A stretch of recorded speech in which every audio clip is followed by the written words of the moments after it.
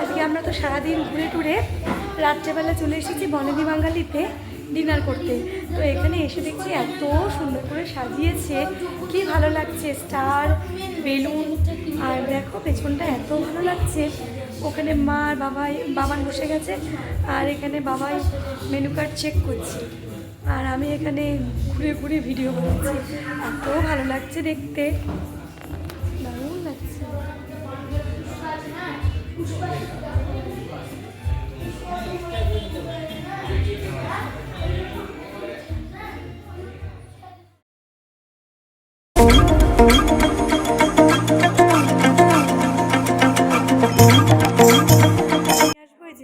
আজকে মাকে নিয়ে আসতে পারলাম। বলো তোমার কেমন লাগলো?